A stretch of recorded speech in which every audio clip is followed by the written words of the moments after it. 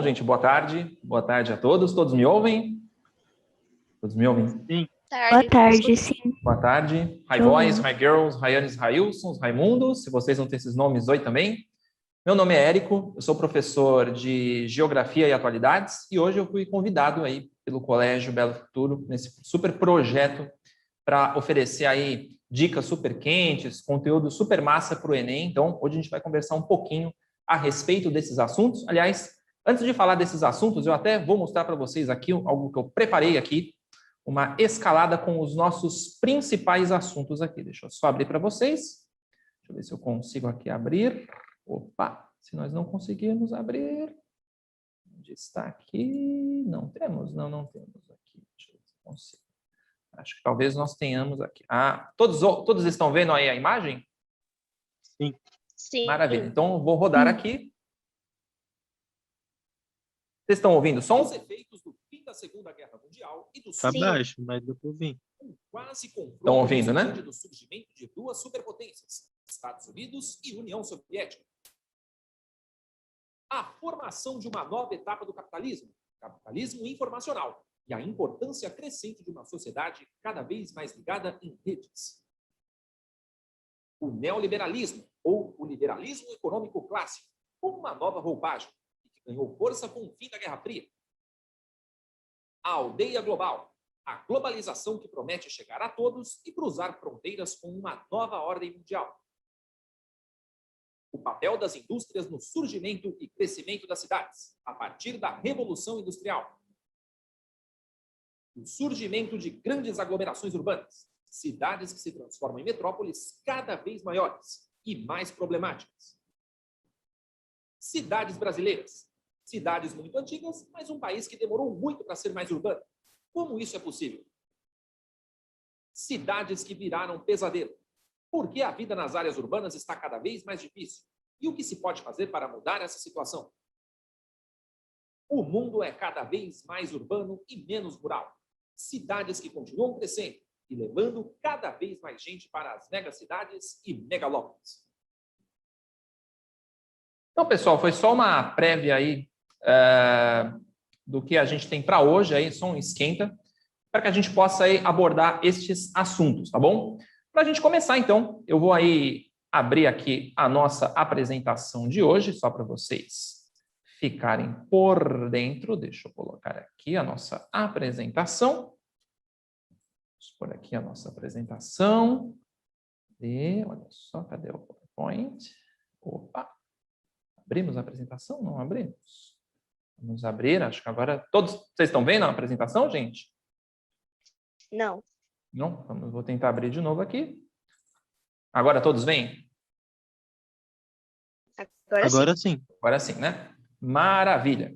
Então, para a gente poder falar sobre esses assuntos que a gente pôs aí na escalada para vocês, então, em primeiro lugar aí, então, semanas que vocês já vêm aí tendo um certo contato, tanto com a nova ordem mundial, a globalização e também com a urbanização. Então, são dois fenômenos aí muito importantes que têm acontecido aí, vamos dizer, nos últimos 3 séculos e que têm transformado a vida, a sociedade, têm transformado aí as nações. Então, nas questões que eu trouxe aí para vocês, nós vamos aí tentar esmiuçar, destrinchar o que o Enem pede em termos de conceitos e temas associados à urbanização e globalização e capitalismo, para que vocês já tenham aí um norte, já tenham pistas de como que vocês podem encontrar essas dicas na prova, tá bom? Então, para a gente poder começar, então vamos aí para a primeira questão. Uma questão que fala aí sobre globalização e capitalismo, que é o nosso primeiro tema. Então, a questão diz o seguinte, que no final do século XX, e em razão dos avanços da ciência, produziu-se um sistema presidido pelas técnicas da informação que passaram a exercer um papel de elo entre as demais, unindo-as e assegurando ao novo sistema uma presença planetária. Um mercado que utiliza esse sistema de técnicas avançadas resulta nessa globalização perversa. Então, pegaram aí na questão um trecho de um livro do Milton Santos, que é um geógrafo, chamado Por uma Outra Globalização.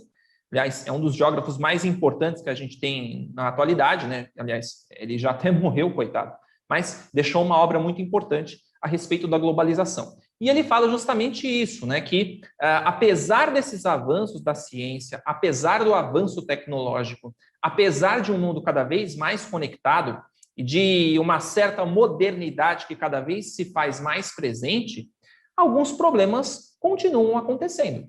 Por exemplo, as disparidades sociais, que são as diferenças entre os mais ricos e os mais empobrecidos. Ora, nós já levamos pessoas para a Lua, talvez levemos agora para Marte, e nós não conseguimos resolver a pobreza. Então, temos alguns problemas estruturais ligados aí à economia, e possivelmente a essa etapa atual do capitalismo. Então, esse texto, na verdade, ele está falando de uma fase do capitalismo que a gente chama de capitalismo informacional. Então, anotem aí essa expressão, capitalismo informacional, porque é uma etapa do capitalismo na qual as redes, a informação, ou uma expressão, uma sigla que também é super importante, que são as TICs, tecnologias de informação e comunicação, essas tecnologias é que dão as caras para a economia, para a sociedade contemporânea. Então, nessa etapa do capitalismo, podemos dizer que informação é poder. E as empresas se valem cada vez mais de informação para tomar suas decisões. Por exemplo, quando nós estamos nas redes sociais, quando nós estamos navegando na internet, muitos dessas coisas que a gente faz durante o dia, navegando, curtindo e etc., tudo isso acaba se transformando em métricas que podem ser usadas pelas empresas para medir a sua satisfação, para medir a sua interação, o horário do dia em que você mais acessa. E tudo isso, por exemplo, pode direcionar para diversos tipos de propaganda. Por quê? Porque esse conjunto de informações ele é cada vez tão mais volumoso, né, que acabou virando capital, acabou virando realmente informação como um recurso, como algo que pode ser até financiarizado. Tá? Então, o século XX, o final do século XX e o século que a gente vive podem ser marcados por esse capitalismo informacional e pelas tecnologias de informação e comunicação. Aliás, tem até um outro nome que se dá para essa etapa em que a gente está agora, que a gente até pode dar nome para a sociedade na qual a gente vive, a sociedade da informação, porque nós somos cada vez mais coalhados, vamos dizer assim, empurrados com cada vez mais informação. É um mundo cercado por informações o tempo inteiro. Então, esses alertas que o Milton Santos vai fazendo em outros trechos desse livro é justamente nesse sentido, em que é um mundo cada vez mais permeado por informação, por uma sensação de modernidade, por uma sensação que faz a gente se sentir de uma certa maneira cidadãos e cidadãs do mundo, só que em um mundo em que podemos dizer aí, sem fronteiras, entre aspas, cada vez mais a gente percebe que novas fronteiras vão se abrindo. Por exemplo, as fronteiras econômicas, entre os mais ricos e os mais empobrecidos. Então, são contradições que acontecem na história do capitalismo nesse momento. E aí, o enunciado da questão diz o seguinte, que uma consequência para o setor produtivo e outra para o mundo do trabalho, advindas, ou seja, que se originaram das transformações que estão citadas no texto, elas estão presentes em uma dessas alternativas. A letra A, ela fala da eliminação das vantagens locacionais, ou seja, vantagens de lugar, e ampliação da legislação laboral, que tem a ver com legislação do trabalho. Bom, o que a gente está percebendo nesse século XXI, por exemplo, no Brasil, se a gente falar de legislação laboral ou legislação aplicada ao trabalho, que cada vez mais a gente percebe no Brasil um aumento da informalidade. O emprego informal é algo que tem crescido em países como o Brasil, que são países em desenvolvimento, que não tem uma quantidade tão grande de mão de obra altamente qualificada, que tem disparidades sociais muito grandes e que há uma concentração econômica nas mãos de poucas pessoas. Então, isso acaba criando condições ideais para aquilo que a gente chama de subemprego, para terceirização, para, por exemplo, profissões que começaram a aparecer nos últimos anos, como motorista de aplicativo, entregador de aplicativo. Por quê? Essa massa de mão de obra, ela é justamente reflexo dessa fragilização do trabalho no Brasil. O Brasil não tem um histórico de relações de trabalho e possamos dizer que ele é exemplar, justo, muito pelo contrário. São a parcela da população que está coberta, que está assegurada, por exemplo, pela consolidação das leis do trabalho, que é a chamada CLT, ela já não é muito grande. Isso tem a ver, claro, não só com questões de ordem governamental, mas com a própria dinâmica econômica do capitalismo, na qual, por exemplo, o Brasil não conseguiu se preparar para esse novo cenário. E aí a nossa mão de obra acaba ficando precarizada. Tá? Então, não dá para falar de ampliação da legislação laboral E também não dá para a gente falar da eliminação das vantagens locacionais. O que seriam essas vantagens locacionais ou de lugar? As vantagens que um lugar pode oferecer. Por exemplo, para uma empresa que produz celulares, vamos dizer aí, empresas avançadas, como a Apple, por exemplo, que é uma que muita gente tem, né? Onde é mais interessante que ela desenvolva as suas soluções, os seus produtos novos, né? Numa comunidade na qual as condições para aplicação de ciência e tecnologia sejam mínimas, quando não inexistentes, ou próxima de um grande centro produtor de tecnologia, como o Vale do Silício, nos Estados Unidos, ou como a região ali ao redor de universidades como MIT, como Harvard, ali na costa leste. É claro que ela vai escolher essa segunda opção, porque ela está perto dos cérebros, das pessoas que vão desenvolver novas tecnologias para amanhã. Então, essa vantagem de lugar, embora a globalização tenha permitido que a gente possa, por exemplo, fazer muitas coisas remotas, nesse momento, por exemplo, eu estou falando com vocês a 3.000 quilômetros de distância da escola, porque eu estou em Fortaleza nesse momento.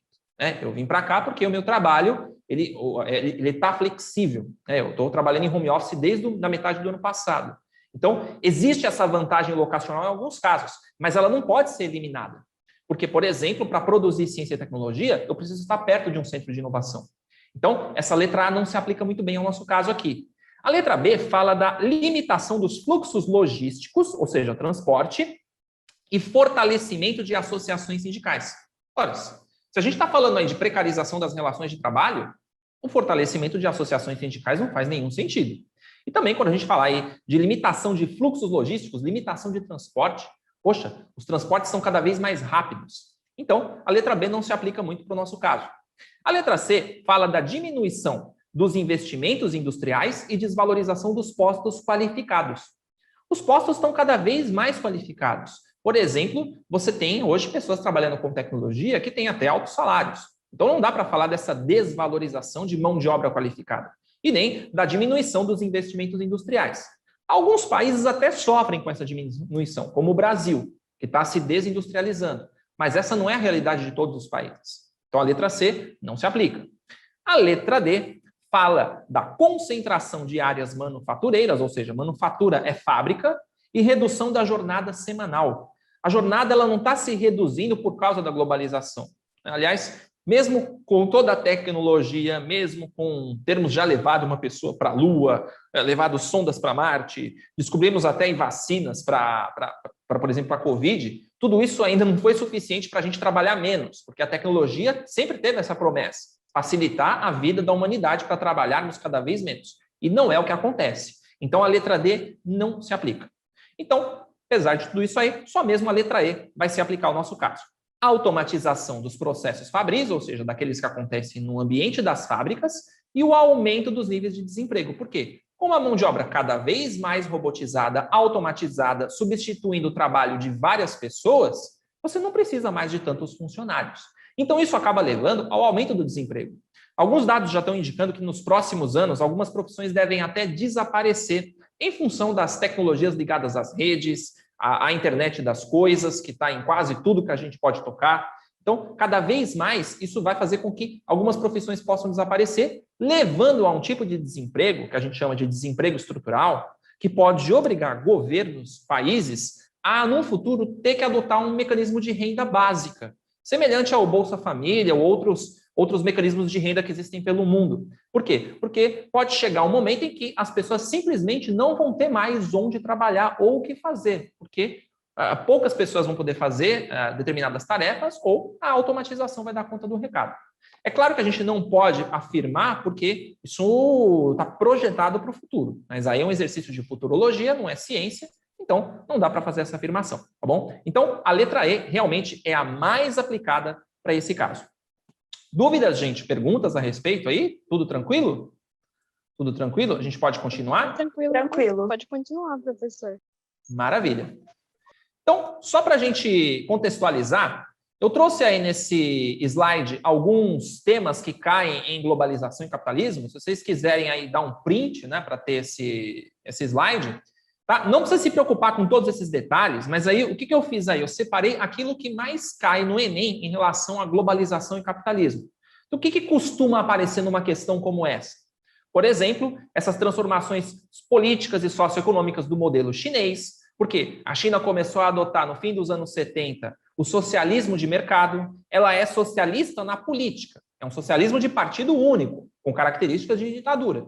Só que no plano econômico, ela é tipicamente capitalista. Então, até se fala que a China é caracterizada por ser um país, mas com dois sistemas. Um sistema político, socialista, de partido único, com características ditatoriais, e no plano econômico, tipicamente capitalista. Isso é algo que as questões acabam trabalhando. Outro tema também importante tem a ver com a crise econômica que aconteceu ao redor do mundo em 2008. Algumas questões até trazem algo sobre os impactos, sobre a economia, inclusive sobre a economia do Brasil. Depois, a influência das tecnologias de informação e comunicação, né, também ela é algo que o Enem gosta de trazer, né, as TICs, como a gente comentou.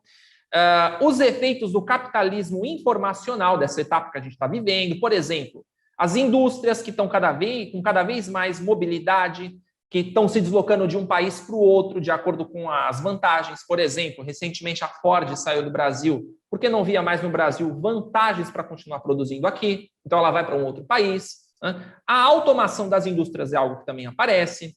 O aumento das disparidades socioeconômicas, que é essa diferença entre os ricos e os mais pobres que está aumentando. Né? E a concentração de renda. Cada vez mais a gente percebe que a renda está se concentrando. Por exemplo, no Brasil, mais de 2/3 da população ganham até um salário mínimo. Né? E a porção da população que ganha um salário um pouco mais alto é cada vez menor. Então, isso é um indicativo, é um indício de que a concentração de renda está aumentando. Né? Outro tema, a mobilidade do capital e da produção, né, como a gente já falou. Aí, essa palavrinha que eu coloquei aqui, ó, mundialização, não sei se vocês estão enxergando, eu estou com um pontinho vermelho aí no slide, né? Mas essa palavra mundialização, ela, na verdade, ela ajuda a dizer o seguinte, que a globalização prometia um mundo sem fronteiras para todos. Se deslocar de um país para o outro, ter acesso aos mesmos benefícios que um país mais rico possui, mas o que a gente percebe, na verdade, é que a globalização não atinge todos, não atinge todos os países da mesma forma. Ela tem graus diferentes. Então, os mais ricos se beneficiam mais da globalização, enquanto as sociedades mais empobrecidas não conseguem ter os mesmos benefícios. Então, a gente chama isso de mundialização. Né? Outro tema que o Enem gosta de trabalhar é a formação de blocos econômicos. A chamada divisão internacional do trabalho também é algo que o Enem gosta bastante, tá? Que tem a ver com o papel de cada país no capitalismo mundial. Isso é a divisão internacional do trabalho. Por exemplo, nessa divisão internacional, você tem países que são compradores e importadores de tecnologia, porque só produzem produtos primários, e você tem, do outro lado, países que são criadores, produtores de tecnologia. Então, isso marca uma divisão internacional com esses dois lados. Também fala-se muito sobre a ordem mundial do pós-Guerra Fria. Guerra Fria, não sei se vocês lembram, acabou a Segunda Guerra Mundial em 1945, duas superpotências surgiram, Estados Unidos e União Soviética. Nunca chegaram a um confronto direto. Por isso a Guerra é Fria, senão ela teria sido uma guerra bem quente. Né? Eu não lembro quem falou isso, mas dizia-se o seguinte, que se houvesse uma nova guerra mundial entre Estados Unidos e União Soviética, se sobrassem seres humanos, a próxima guerra talvez seria com paus e pedras. Isso porque a humanidade ela seria aniquilada, toda a tecnologia talvez fosse aniquilada. E quem sobrasse viveria num mundo sem energia elétrica, sem armas, sem mais nada. Então, nunca chegamos a uma guerra quente, porque a União Soviética se esfacelou em 1991 e os Estados Unidos ali conseguiram, entre aspas, serem os vencedores, né? Só que não desse processo, porque os Estados Unidos depois vão enfrentar uma série de desafios, como a Guerra do Golfo, o atentado às Torres Gêmeas, a ascensão da China. Então, essa ordem mundial não é uma ordem na qual os Estados Unidos comandam de maneira absoluta, e a gente tem percebido cada vez mais isso. Políticas econômicas, por exemplo, também têm caído, mas é de muito pouca frequência. Já falamos de Guerra Fria, de sociedade da informação. Então, temas aí, gente, que estão bastante presentes em globalização e capitalismo, tá bom? Não sei se vocês já printaram, né? Dá um print aí nessa tela. Ficou alguma dúvida, gente, nesse tema? Tranquilo? Tá super tranquilo aí, gente? Tá tranquilo. Tranquilo. Maravilha. Então, eu vou passar já para o próximo tema. Professor. Oi, quem me chama? Pode falar. Rayane, posso perguntar sobre uma questão sobre geopolítica também, conflitos entre países, que nem Israel e Palestina, que é, entre aspas, assim, o mais recente que a gente está vendo, também pode ser um dos conteúdos que pode estar caindo? O que acontece? O Enem, ele não, diferente da FUVEST, da Unicamp, da Unesp, que gostam bastante de trabalhar com temas de regionalização, o Enem não curte muito essa ideia. Quando aparecem algumas questões sobre geopolítica, geralmente eles vão falar de Israel e Palestina. É o único tema que a gente percebe que tem aparecido com alguma frequência.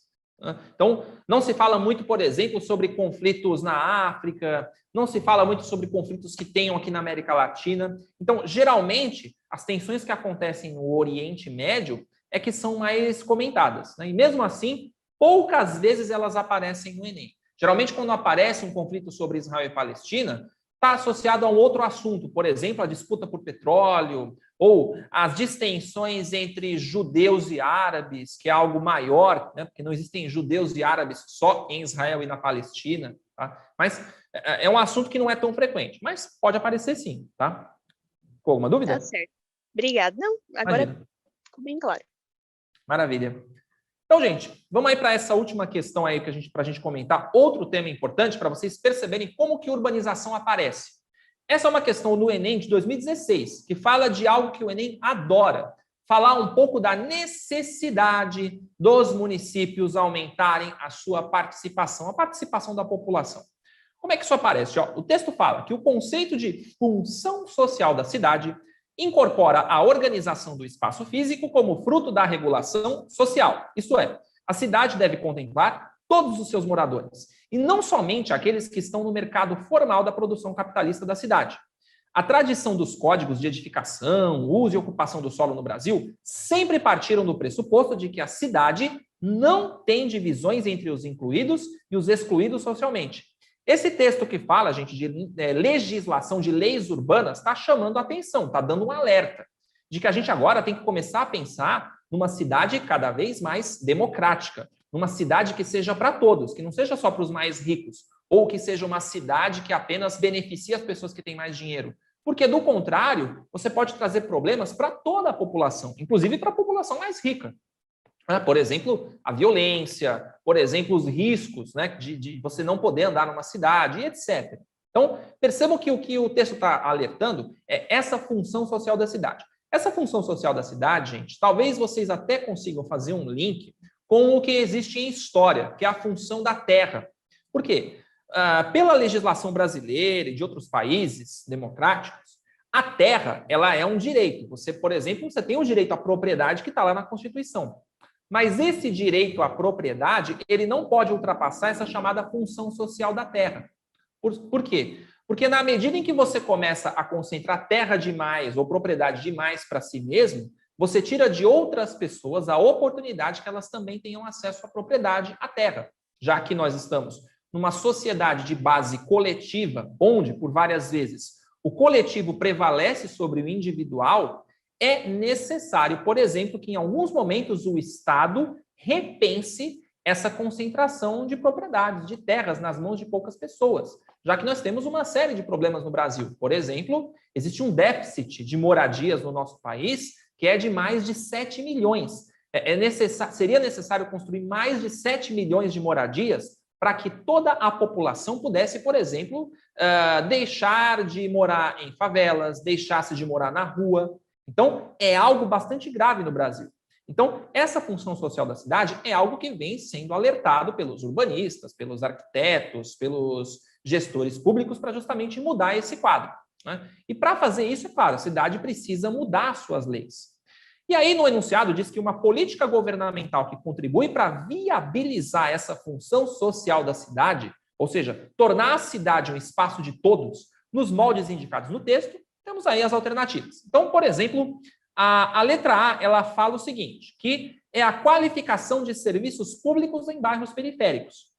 Bom, se a gente está pensando numa cidade para todos, e aí eu vou pegar o exemplo de São Paulo, que provavelmente seja o exemplo da maioria de vocês, a cidade de São Paulo é uma cidade muito grande, que tem muitos problemas, mas ela tem também uma infraestrutura, porque ela é a maior cidade do Brasil, a mais populosa, é a cidade mais rica. E em alguns lugares da cidade existe uma grande concentração de atividades, de serviços públicos, de comércio, e a população que vive nesse entorno acaba se beneficiando. Enquanto as periferias da cidade de São Paulo e dos municípios vizinhos não dispõem dessa infraestrutura. Então, para um morador de um bairro mais rico, como Santo Amaro, como Itaim, como Morumbi, como a Vila Olímpia, Vila Mariana, enfim, bairros considerados mais ricos, Pinheiros, por exemplo, existe uma maior concentração até de serviços públicos, enquanto a população que está nas periferias não dispõe desses mesmos serviços. Por exemplo, hospitais, escolas, transporte de qualidade. Então, se você investe em bairros periféricos levando serviços públicos, você consegue melhorar a qualidade de vida da população. Por quê? Porque você passa a dar acesso, por exemplo, a transporte público, metrôs e trens no lugar de ônibus, ou então escolas para as crianças, creches, para que os pais possam ter onde colocar as crianças, para que elas possam ter uma educação de qualidade, para que esses pais possam trabalhar.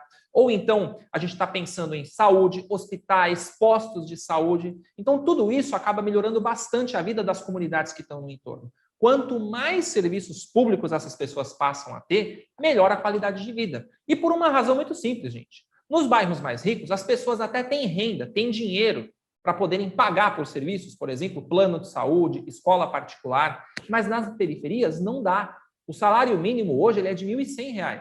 Com R$ 1.100, talvez você não consiga pagar nem a mensalidade de uma boa escola.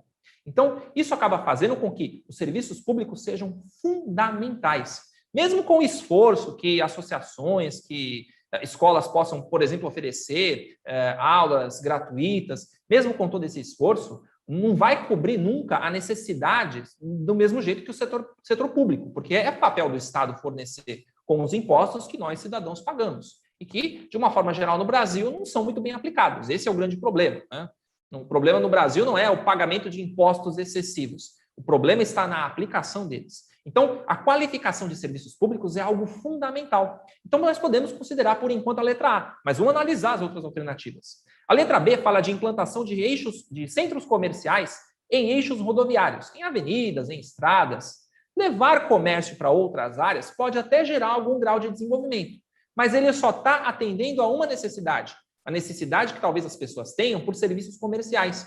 Mas e quando as pessoas não têm renda para consumir esses serviços? Então, não resolve completamente uma cidade, um problema de uma cidade que precisa ser de todos, não de alguns. Então, a letra B não é muito adequada. A letra C fala da proibição de construções residenciais em regiões íngremes, como, por exemplo, morros, áreas de grande declividade. Na Grande São Paulo, por exemplo, muitas cidades sofrem, inclusive o município de São Paulo, com construções que são feitas em topos de morro, em áreas que a gente chama de pirambeiras, que são grandes desníveis acentuados, que podem, por exemplo, sofrer com a ação das águas, levando, por exemplo, barracos, favelas, ladeira abaixo, e formando as chamadas áreas de risco. Então, construir em lugares íngremes, pelo contrário, é uma péssima ideia, é a pior ideia. E, até onde nós sabemos, nenhuma prefeitura vai ser maluca o suficiente para recomendar isso. Então, a letra C não atende esse objetivo, lá da função social da cidade. A letra D fala da disseminação de equipamentos culturais em locais turísticos. É muito importante ter equipamentos culturais, gente, como teatros, cinemas, bibliotecas, lugares onde você pudesse fazer aulas de desenho, aulas de música, de canto, atividades esportivas, mas elas não podem ficar só em lugares turísticos. Elas teriam que estar nas periferias para atender muito mais gente. Então, a letra D não atende bem ao objetivo da questão. E nem a letra E, que fala da desregulamentação do setor imobiliário em áreas favelizadas. Quer ver um exemplo de como essa letra E não funciona? Por exemplo, quando você oferece nas áreas em que já tem uma ocupação há muito tempo, por exemplo, pessoas que ocuparam, a gente fala invasão, mas muitas vezes essas pessoas chegam em terrenos que não tem ninguém ali morando há 20, 25, 30 anos sem nenhum uso. O terreno só está esperando o quê? Valorização, enquanto um monte de gente está morando na rua, nas favelas, por exemplo. Então, muitas vezes as pessoas vão ali ocupando essas áreas, construindo ruas, construindo as suas casas de alvenaria, e com o passar do tempo, aquela área acaba ganhando uma característica típica de cidade.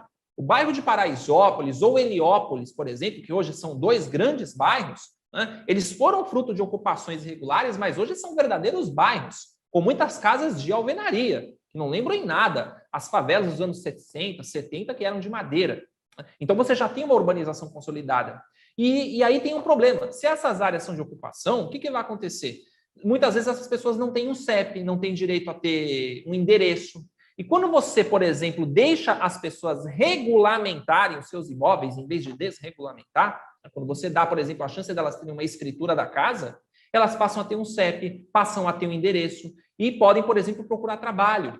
Por quê? Às vezes você não tem um endereço, é algo que você não consegue nem trabalho. Então, a chamada regularização fundiária, regularização do terreno que a pessoa vive, ela pode ser um passo importante para que essa pessoa tenha um terreno, para que essa pessoa tenha uma casa própria e para que ela mude de vida. Então, a regulamentação, ela é muito boa nesse sentido. E ela acaba entrando em choque com a letra E, que fala de desregulamentação, tá bom? Então, realmente, só a letra A é a mais adequada para essa questão, tá certo? Dúvidas, pessoal? Perguntas, questões sobre esse tema? Tranquilos? Tudo tranquilo.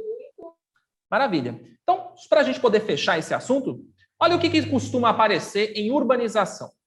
Por exemplo, esse fenômeno aqui chamado de deflação metropolitana. Deflação, gente, é algo que está diminuindo, está mudando de tamanho para diminuir. As metrópoles, aos poucos, vão começar a passar por um processo de diminuição, que é a chamada também desconcentração urbana. Por quê? Muitas pessoas estão se direcionando para cidades de porte menor, para evitar, por exemplo, os problemas das grandes cidades. Por exemplo, tem pessoas que estão saindo da grande São Paulo em direção ao interior, as cidades grandes do interior, para que possa ter uma qualidade de vida melhor. E esse é um fenômeno que vai acabar acontecendo apesar das condições do Brasil.